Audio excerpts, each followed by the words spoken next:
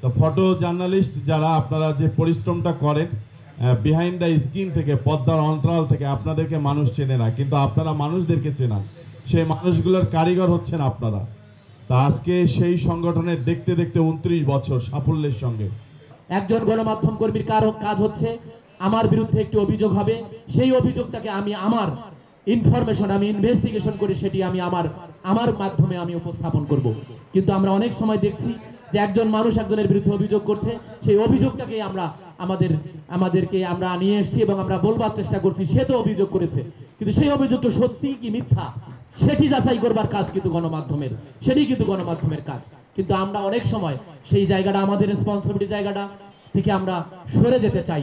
আপনারা মনে করবেন, কারণ আপনাকে বলি আমি একজন সংবাদকর্মী হয়েছি, কিন্তু আমার কোনো ধরনের রাইটস নেই, নৈতিক কোনো অধিকার নেই, আইনি কোনো ভিত্তি নেই যে আমি কোনো একটি পক্ষের বিরুদ্ধে, কোনো একজন ব্যক্তির বিরুদ্ধে, রাষ্ট্রের বিরুদ্ধে বা কোনো একটি সংস্থার বিরুদ্ধে কোনো ইনফরমেশনহীন বা তথ্য প্রমাণ নাই এই ধরনের কথা আমি বলতে পারি।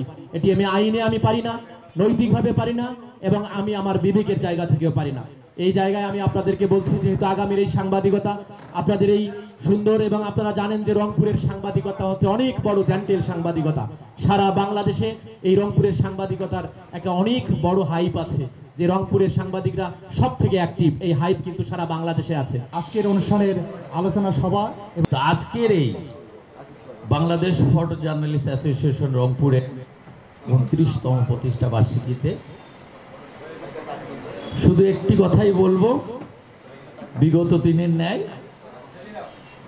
আগামীতেও বস্তুনিষ্ঠ সংবাদের মধ্য দিয়ে সাংবাদিকতার মান অক্ষুণ্ণ রাখবেন। অতিথিরা এবং সিনিয়র যারা আছে, আমরা সংগঠনের সবাই মিলে একটি তালি দেই। আপনাদের পেশাটা রিস্কি, কারণ আপনাদেরকে রতি মহারথীদের বিরুদ্ধে সংবাদ প্রকাশ করতে হবে খবরের মাধ্যমে এবং আলোকচিত্র ছবির মাধ্যমে। আপনাদের বিরুদ্ধে কিন্তু অনেক বড় বড় শক্তি আপনাদের শত্রু।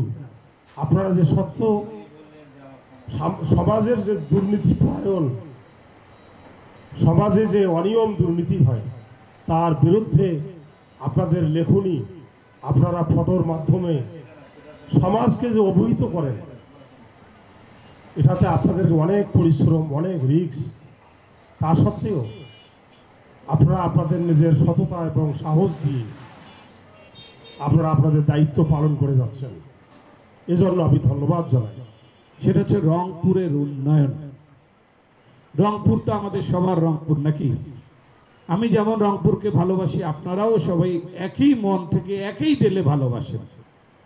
তা আমরা যদি রংপুরকে ভালোবাসি, রংপুরের জন্য যেটা প্রয়োজন, যেটা দরকার, যেটা প্রকাশ করা প্রয়োজন, আমার মনে হয় সেটা তুলে ধরা উচিত।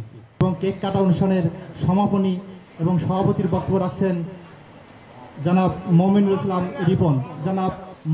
ইসলাম রিপন। বাংলাদেশ ফটো জার্নালিস্ট অ্যাসোসিয়েশনের পক্ষ থেকে আন্তরিক অভিনন্দন ও শুভেচ্ছা জানাচ্ছি। পাশাপাশি আমাদের অনুষ্ঠানে আজকে উপস্থিত হওয়ার জন্য আরও একবার ধন্যবাদ জানিয়ে আমি আমার সংক্ষিপ্ত বক্তব্য এখানে শেষ করছি।